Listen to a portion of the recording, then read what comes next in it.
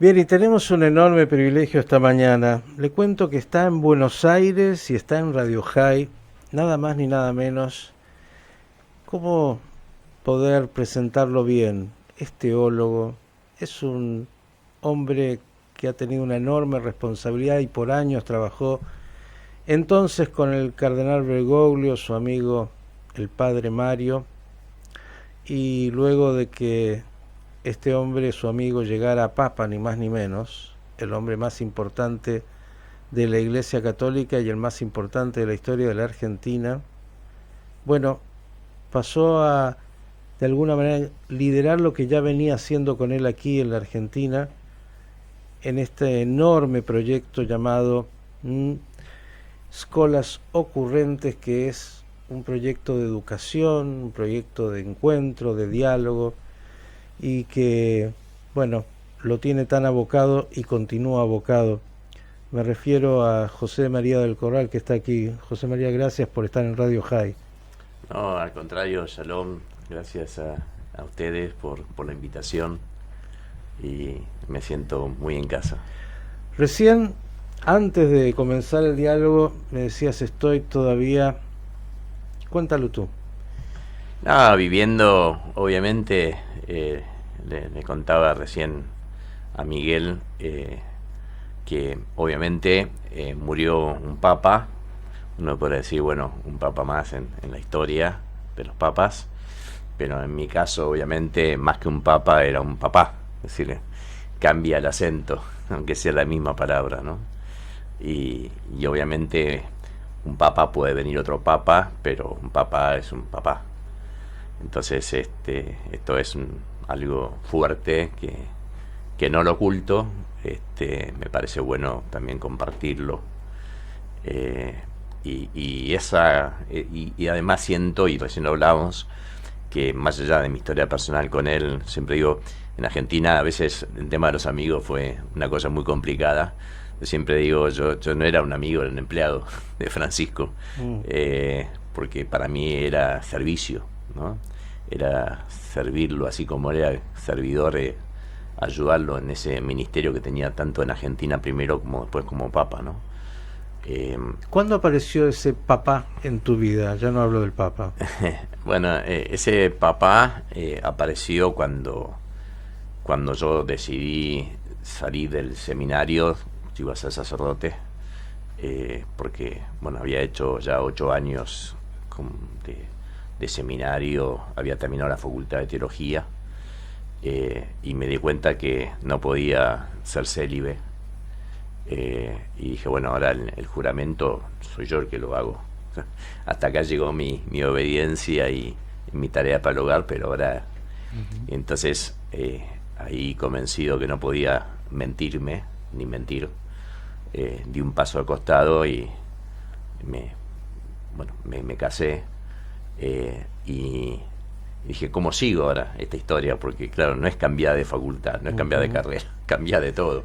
La vocación estaba, la presencia de la búsqueda de lo divino estaba, pero... Claro, pero de golpe me pusieron un alto en el camino, digo, ¿y ahora por dónde agarro, no? Y bueno, y ahí volví a economía, que era mi primera carrera, pero en las empresas me sentía muy mal, sentía que no, como que no era volver atrás, sino que había que seguir para adelante, ¿no? Y ahí entonces empecé a dar clases en la facultad, en la UCA, en los Salesianos, en María Auxiliadora, en muchos lugares. Y ahí me di cuenta que me volví a sentir más pleno. Pero me di cuenta, por otro lado, que la gran necesidad estaba en los adolescentes, más que en la universidad. Que el que más sufría, la esponja de la sociedad, era la adolescencia. Y entonces ahí digo que siempre que ahí hice mi voto de pobreza, que no lo había hecho antes, y entré a ser docente de escuelas. Y bueno, recorrí todos los rincones de las escuelas públicas, privadas, laicas, confesionales, y estaba convencido que la fórmula de cambio no estaba en la economía, ni en la macro ni en la micro, que estaba en la educación. El problema era un problema cultural. Era lo único que podía dar estabilidad y proyecto a largo plazo. Y bueno, y en esa búsqueda, metiéndome en los colegios y todo, me encuentro con este padre, Jorge Bergoglio, que la verdad que desde el primer día que lo conocí, ¿Qué edad tenían más o menos? Y yo entré grande al seminario, pues ya había hecho economía, pero tendría 32, 33 años. Y ¿Vos o él? Yo. Y él unos Y 40 y él, largos. sí, tal cual. Yo estaba también trabajando en un colegio parroquial muy grande en Liniers, que es Estación de las Nieves. Estaba en la Vicaría de Educación. Y bueno, y ahí lo fui descubriendo. Y descubrí no un cura más, un sacerdote más. Fui descubriendo un sabio y un líder. Ya en esa época. Sí, de primera impresión. Primera impresión dije... Ya en esa época seguro le dijiste, mirá, o habrá sido así, se habrán compartido encuentros, mi vocación era ser sacerdote, pero me di cuenta que tenía que ser honesto conmigo mismo y con la iglesia, me casé Tal cual. y me reciclé en esto. Tal cual. Y seguramente él te dijo, qué bueno. Sí, y te digo algo más interesante, ¿no? Algunos te dan vuelta la cara cuando salís. Él no solamente no dio vuelta la cara, sino que al contrario. Por eso lo digo. Así que está muy bien tus palabras, porque fue un guía espiritual, fue un sabio, y él sabía que había que el camino seguía, ¿no? No había terminado. Recién era una estación más. Y sabiendo además que en la tradición católica, bueno, algunos no lo saben, pero los primeros papas incluso fueron casados. Esto del celibato fue algo que se incorporó y que todavía ahí vuelve a estar en la discusión, no es algo tan nuevo. El modelo rabínico, ya que hablaste de eso, es un modelo donde se convive con familia y parte de la constitución normal con los pros y los contras que trae tal cual, la vida real. La vida real, pero yo creo que, y quiero que escucharte obviamente, José María, si algo sabía este papa, este amigo tuyo, este papá tuyo, Francisco, era de la vida real, ¿no? Tal cual. Él decía, la realidad es superior a la idea, ¿no? Y muchas veces nosotros nos acercamos más con ideas que con la idea del otro y no con el otro. Y el otro no es una idea, es de carne y hueso. Eso, y él quería conocer al otro en serio, ¿no? Tal cual. Yo me digo, porque a veces me preguntaban algunos presidentes o embajadores en los viajes que tocó hacer ya escolas a nivel mundial, y me decían, hablando de Francisco, yo le decía, Francisco no te mira, te escanea. Digamos, podía con sus ojos penetrar, ¿no? Al corazón del otro, y ahí hacía la empatía, ¿no? Con una rapidez y con una profundidad única, sí, con un humor único. Sí. Sabes que no quiero contar intimidades al aire, pero lo que más le gustaba de nuestros encuentros eran los chistes. Claro, sí. Ese era el momento que sentía que volvía a estar en el lugar correcto, ¿no? Tal cual. Él consideraba que de hecho ser religioso es ser chistoso. Es decir, el humor es sagrado. Sí. Y eso a veces mostramos al revés, ¿no? A los jóvenes, que ser religioso es andar con la cara, muy bien si la expresión, la cara larga, diríamos, ¿no? Yo a veces me río porque decía, bueno, la Eucaristía es esto, lo otro, y después vos volvés de decir, esta gente no la está pasando bien. Entonces vos decís, es una especie de contraste entre lo que pienso, lo que siento y lo que hago, ¿no? Yo siempre digo, y voy a ir a la obra que estás desarrollando ya hace tantos años y de manera tan importante, con tantos proyectos, para un no católico que fue tocado por el Papa, siempre digo, su profundísima humanidad, pero profundísima, lo hacía divino. Tal cual. Digo, era tal cual. Tan humano. Tal cual. Y en la salud y en la enfermedad, sí, ¿no? Fue tan humano. Humano. Fíjate, nunca escondió su enfermedad. No, nada. Y cuando tenía esto, recuerdo la primera vez, tuvimos un rato largo, dijo, cuidado muchachos, dicho por el Papa, en una reunión, a no creérsela. Hay que ser muy grande para estar en un lugar de tanta responsabilidad, de tanto poder, dedicarle un tiempo, gente que puede decir, pero sí, y él tenía esa humanidad que lo hizo divino, de verdad. A mí, sin haber tenido el vínculo tuyo, me emociona esos encuentros por lo que dejó. Digo, no se puede creer lo profundamente humano que podía ser con cada uno. Pero bueno, y Escola surge entonces cuando él dice, vení que lo que estás haciendo conmigo vale la pena. Tal cual, en esos encuentros, en esos diálogos, yo veía que la educación, que era la clave, como decíamos, del cambio, él estaba preocupado por lo que veía de la descomposición social de nuestra sociedad en aquel momento ya, y veía la indiferencia y casi, yo te diría, el asquío de los jóvenes por la política. Eso sumado a un contexto de cacerolas y de que se vayan todos, ¿no? Que cuando yo cuento esto en otros países me dicen, ¿pero de qué año estás hablando? Porque cuando yo digo la crisis, no sé si están hablando. ¿Cuál de las crisis? Claro, es como que es una historia. No, somos el perpetuo retorno. Claro, acá sí lo puedo decir bien. En otro lado tengo que explicar qué año me refiero. Claro, 2001, por si alguno se olvidó. Trágicamente gracioso. Sí. Pero bueno, en medio de ese contexto, él dice, así no tiene salida al país. Entonces tenemos que revertir esta situación. Y en vez de que se vayan todos, ¿cómo hacemos para que vengan? Entonces, el planteo de él fue justo al revés. Digo, escuchando las cacerolas, él dijo, ¿cómo hacemos para que los jóvenes vengan? ¿Cómo hacemos para que los jóvenes se comprometan, se entusiasmen, vuelvan a creer, vuelvan a tener una esperanza, vuelvan a ser ciudadanos? Y entonces ahí, claro, su intuición, su pregunta a mí fue como una vocación, fue un llamado enorme, ¿no? A replantearme como educador.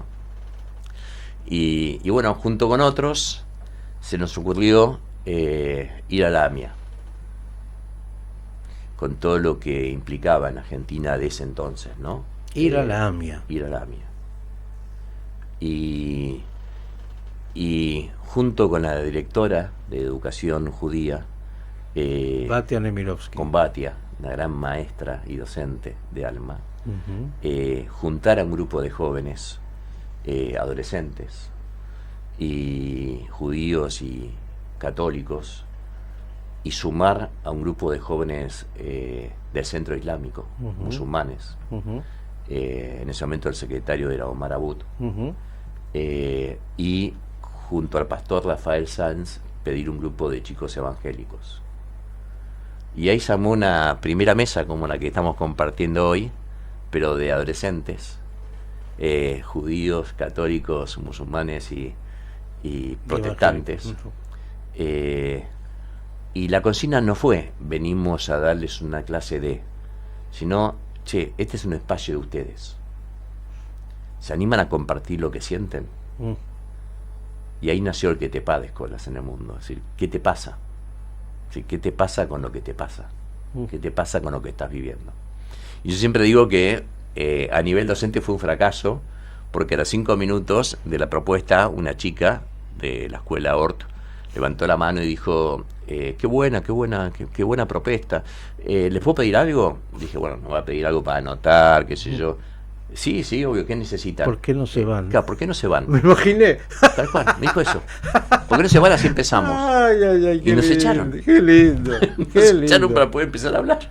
Qué lindo. Y nos quedamos como padres parturientos o madres atrás de la puerta a ver quién gritaba primero. Y bueno, esa experiencia que iba a ser muy acotada en el tiempo se prolongó por meses, y los propios chicos fueron, por motu propio, se anotaron como vecinos en la ciudad, en la Comisión de Educación, fueron y defendieron un proyecto de cómo ellos imaginaban la educación, pero ya no para los jóvenes, sino con los jóvenes. Y fue tan fuerte y tan de sentido común la defensa que hicieron, que eso pasó a recinto, y un mes después se vota por unanimidad de toda la legislatura de la Ciudad Autónoma de Buenos Aires la ley 2169, donde ellos consideran que es la calle la que tiene que volver a educar, Mm. La educación no está en el aula, está en la calle. Ni más que menos darles el lugar a los jóvenes para que sean protagonistas, para que ellos digan lo que sienten, lo que les pasa, y de ahí avanzar. De sentido común, pero pocas veces hecho, ¿no? Tal cual. De hecho, de ahí nacen las escuelas de vecinos y 37 iniciativas legislativas y leyes. Cosas concretas. La ley de bulimia y anorexia, llamada ley de tallas, salió de esos chicos que iban a comprar ropa y si no eran flaquitas como la propaganda, no tenía ese pantalón o ese vestido. Tenían que a veces comprar ropa en casas de varones. La ley que regula el alcohol a la noche. El antecedente, el diagnóstico sobre la ley de adicciones, todo salen de las iniciativas de los jóvenes, en cada comuna, en cada barrio, y entonces se dan cuenta que la política es buena. Lo que la hace malo son algunos políticos, pero no la política, y no confundir a los políticos con la política. Y de ahí el papa, y ahí papá se empieza a entusiasmar cada vez más, porque claro, dice, es esto. Es decir, yo que venía pensando que lo más importante era la educación, y veníamos discutiendo con ministros y no, estábamos equivocados. Era empezar de abajo, no de arriba.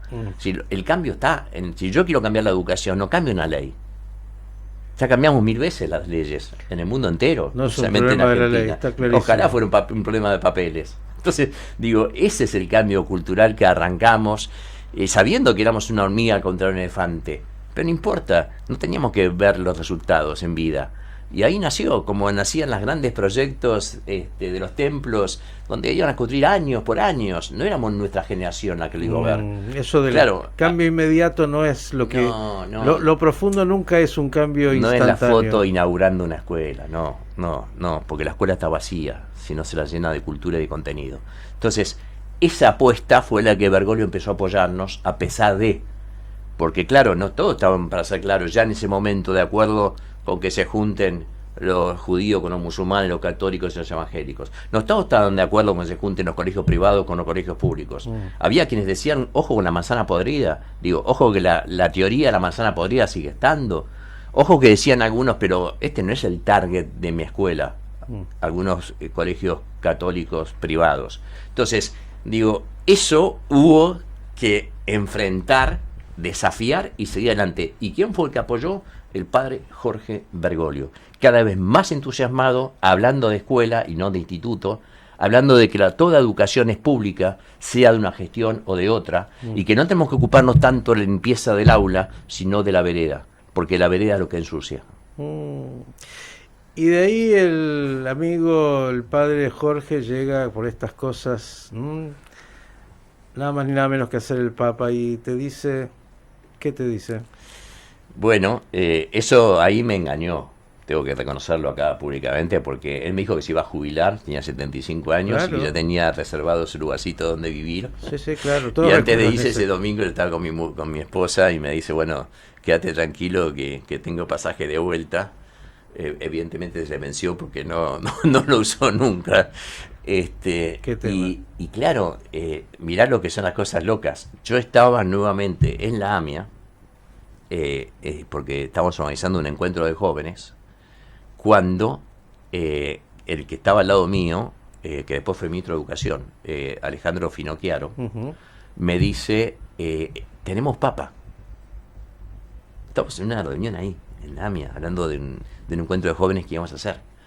Pero viste que tarda mucho entre que tenemos papa, claro, y se sabe. Así que bueno, seguimos. A mí no se me mosqueó nada. ¿Vos no estabas mirando especialmente? Estaba claro que no tenía, pero era totalmente, era impensable para mí que Jorge fuera el papa. Entonces ni siquiera me mosqué, seguir con la reunión. Él sí, porque le gusta esa cosa, estaba metido ahí, qué sé yo. Bueno, me subo en la avenida Córdoba al colectivo, y cuando estoy ya sentado en el colectivo, yendo para una escuela, sube una señora y empieza a gritar, Bergoglio. Y claro, y miraba para atrás. Digo, bueno, debe ser la señora pobre que tiene problemas mentales. Entonces, Bergoglio estaba allá, no estaba en el colectivo. Se lo estaba llamando. Y bueno, y ahí empieza a explotarme el teléfono, felicitaciones. Y bueno, y ahí me entero en el colectivo, volviendo a la AMIA, ¿Así te enteraste? que mi jefe era el Papa. Y me largué a llorar como un niño, y me tuve que bajar del colectivo, y caminé 3 cuadras llorando sin parar, y digo, nunca tuve esas lágrimas, porque en toda mi vida, era una lágrima de emoción y alegría, y a su vez de tristeza profunda, miedo y tristeza. Y yo no entendía por qué. Si yo me estaba alegrando de algo lindo de otro que yo quería, ¿por qué lo sentía como que era un peso para mí? Y no una alegría del otro, ¿se entiende? Es decir, sentía un peso. ¿Qué pérdida estabas viviendo? No, claro, después fui descubriendo que mi vida también iba a cambiar. Claro, no solo la de él. Pero eso todavía no lo sabías ahí. No lo sabía, y que además iba a pasar por un camino, un cierto calvario, seguirlo a él. Porque la responsabilidad se potenció, el trabajo se potenció, y el desafío de estar en un lugar con tanto compromiso y con tanta acción. Y que los problemas que ya teníamos en Buenos Aires y en Argentina por seguir un proyecto así, luego iban a ser los problemas que iba a tener a nivel mundial. Ya el problema no era la Plaza de Mayo y el Obelisco. Y ahí surge Escolas Y entonces ahí siento la necesidad. Yo nunca había salido, tenía pánico a los aviones, claustrofobia, no sé hablar ningún idioma excepto argentino y un poquito de español. Y le dije a mi esposa, tenemos que irnos a la plaza, a San Pedro, no podemos no estar. Y bueno, gasté mi tarjeta en las 24 cuotas, en ese momento había cuotas, no sé ahora, y nos fuimos con mi esposa por primera vez a Roma, y ahí me encontré con un ex seminarista amigo mío, que era el padre Guillermo Karcher, y le pedí de estar en la celebración, de poder verlo antes. Él se rió, me dijo, es totalmente imposible, ¿sabes cuánta gente lo quiere ver ahora? Era antes del 19 de marzo, antes de la primera misa que lo hicieran Papa. Entonces le decíamos Caru a este compañero mío. Entonces decía, dale, Caru, a mí me decían el tío. Estoy acá, nunca salí. Guillermo fue el que le puso el micrófono claro, el día de... el micrófono en el balcón. Entre otras cosas. Y entonces me dijo, bueno, mira, lo que podemos hacer es, yo te llevo hasta Santa Marta, que es donde está él ahora, y te dejo ahí. Pero sabés que en 5 minutos te van a rajar a vos y a Ana. Dale, digo, bueno, no importa, aunque me rajen, pero llévame. Y cuando estaba esperando en la Puerta Santana, que es una de las puertas del Vaticano, ya estaban vendiendo, por los tanos son rapidísimos más que nosotros, ya estaban vendiendo camisetas que decían el Papa del fin del mundo. Entonces me metí en un baño, mientras que lo esperaba él, me saqué la camisa, me puse la camiseta, me puse la camisa arriba, y nos fuimos, pasó a buscar Guillermo, nos fuimos hasta Santa Marta. Y cuando nos bajamos del auto, y él se ríe como diciendo, bueno, en 2 minutos los encuentro, entramos, vienen 2 personas muy elegantes con su coso, y obviamente ahí se me terminaba la película. Y así como te estoy diciendo, y está de testigo que ya vemos tan las fotos del Vaticano, etcétera, sale del ascensor Francisco, es decir, Jorge, con otro cardenal, me mira, lo miro, me largo a llorar, nos abrazamos, y está la foto donde yo me estoy sacando la camisa, abriéndome la camisa, y él se pone loco, todos tapándose los ojos, viendo a los argentinos totalmente locos, y me lleva a una salita y me dice, José, yo dije a mi familia que no venga, vos y Ana, quédense en el lugar de mi familia el 19 de marzo. Por eso yo me quedé el 19 de marzo en la primera misa del Papa con mi guardapodo blanco de docente. ¡Wow! Historias, como decíamos, tan personales. Y de ahí cambió tu vida absolutamente. Y de ahí cambió la vida mía, la de mi familia, todo obviamente, porque era llevar esta experiencia de encuentro, ya no solo promovida desde acá con las escuelas de vecinos, sino era generar encuentro en el mundo que no sabíamos, pero donde al revés, el mundo iba a un desencuentro absoluto y total. ¿Cuántos años ya tienes, Colas? Desde el 2013. 2013, ni más ni menos. Y le quiero contar a la audiencia, estamos acá con José María del Corral, presidente de Escolas Ocurrentes, este proyecto impulsado por él y por el Papa Francisco para el diálogo, ya contó hasta dónde se inicia en el diálogo interreligioso y hasta dónde ese diálogo produjo cosas importantes aquí y ahora en el mundo. En estos días justamente se está realizando un nuevo encuentro entre jóvenes israelíes, palestinos, norteamericanos, tratando de construir esos puentes de diálogo y paz. Podemos mostrar las imágenes porque tenemos algunas imágenes, José María, de ese encuentro y lo que significa. Ahí están.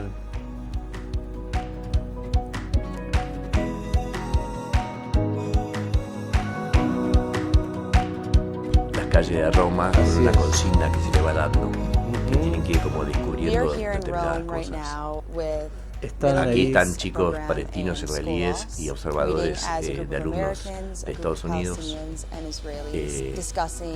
aplicando dos cosas. Por un lado, el método científico de debate, pero articulado con la propuesta de artística y lúdica de escuelas.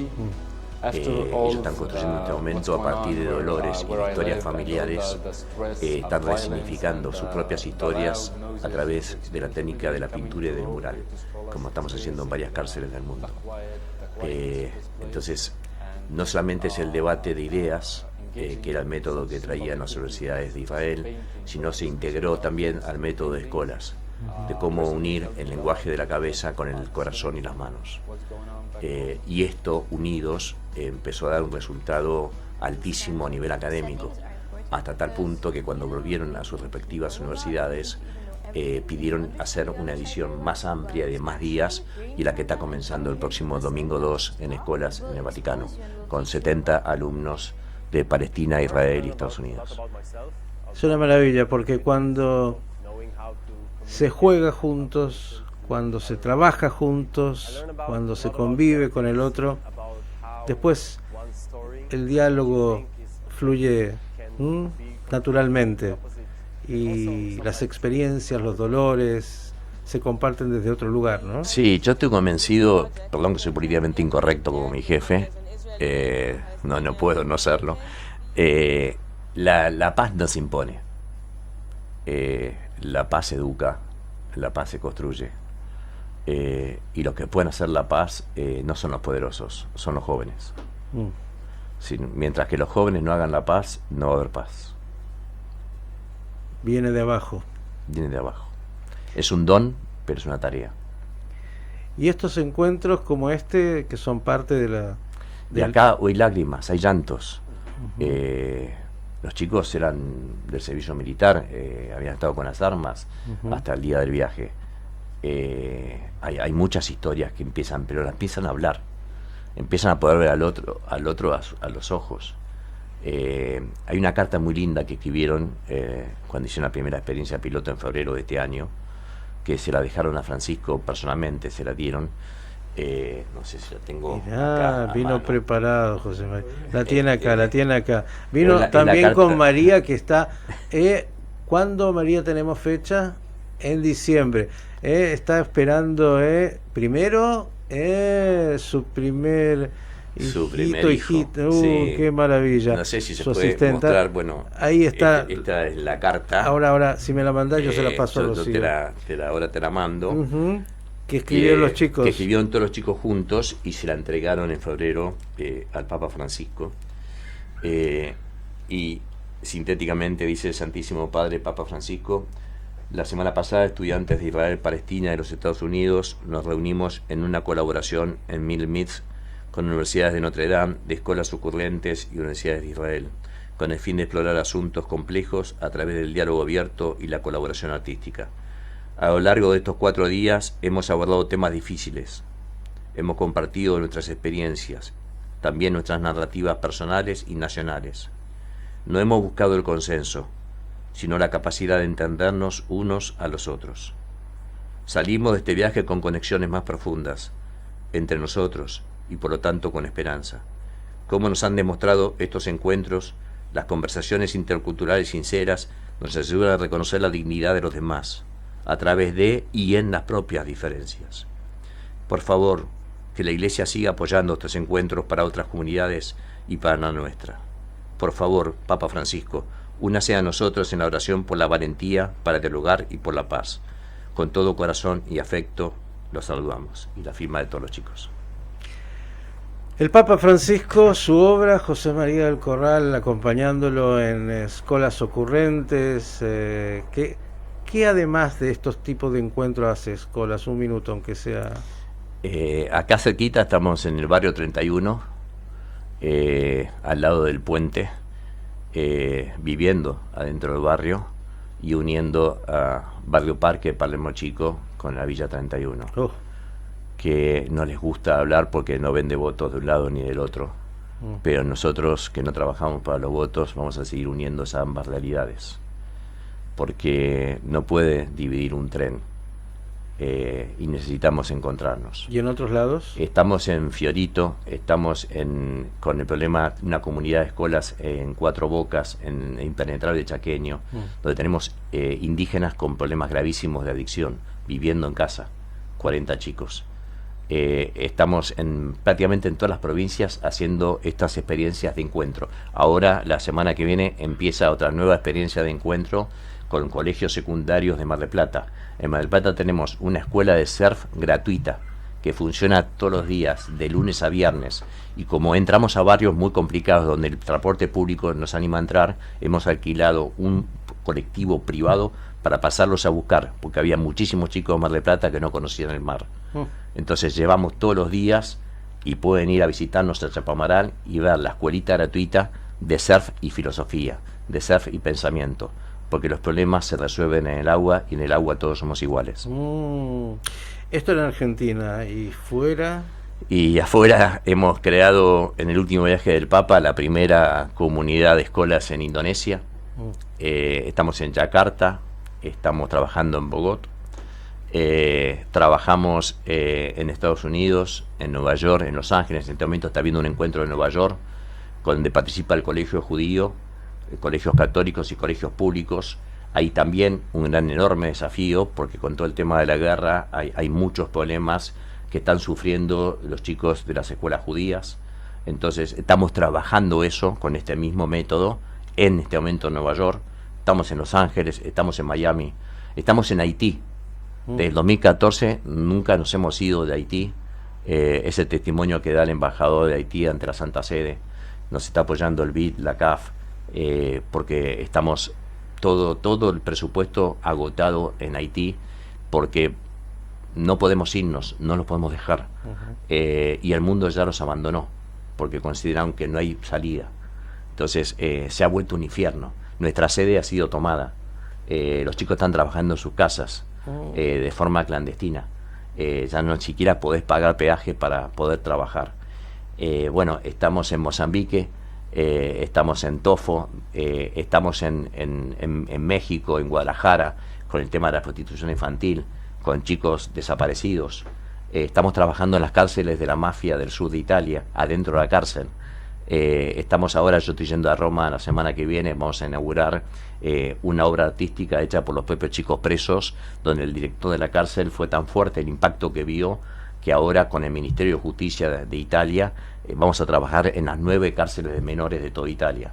Estamos en Granada, estamos en Madrid haciendo una experiencia a fin de mes, también con colegios donde participa también David, y el Colegio de la Comunidad en Madrid. No, estamos en 70 países y en los lugares y más todo a pulmón. vulnerables, sí. Porque si algo también creo que el Papa, sí, del fin del mundo le dijo al mundo es hay que ir ahí donde está el dolor, no en los castillos donde se da otra realidad, ¿no? Sí. Ahora hay que ir donde está el dolor y hay que encontrarse, porque yo nací en Recoleta. Mi historia es muy distinta a la de Francisco, para ser claro. Nací en una familia absolutamente gorila, para ser también claro. Y soy de Racing, no de San Lorenzo. Digo, tenían temas para... Pues, siempre digo a Francisco, fui fiel pero no obediente. No creo en la obediencia, creo en la fidelidad, que no es lo mismo. Pero me parece que necesitamos volvernos a encontrar. Y entonces hay que trabajar de ambos lados de la orilla. el encuentro se tiene que dar en todos los niveles. Y es lo único que nos va a permitir trabajar como equipo. Y si trabajamos como equipo, realmente podemos ganar el Mundial. Dos más, porque yo sé que la agenda debe ser muy complicada. Yo ya veo a María ahí que me pone cara, tenemos que seguir. Y yo quería robarle un rato todavía, porque quiero que me cuentes dos cosas. Una, no vas a hacer un análisis largo de cómo viene el nuevo papado, porque está empezando todavía. Pero bueno, es también me imagino, ¿no? Todo un comenzar en muchos aspectos de vuelta, entender una nueva lógica y que él entienda lo que han hecho, ¿no? Y continuidad, no continuidad. Y por otro lado, viste que los argentinos somos tan particulares, nos encanta criticar al otro menos a nosotros mismos. Y sobre Francisco se dijo de todo aquí. De izquierda, comunista, de qué es lo que no lo trataron y dijeron.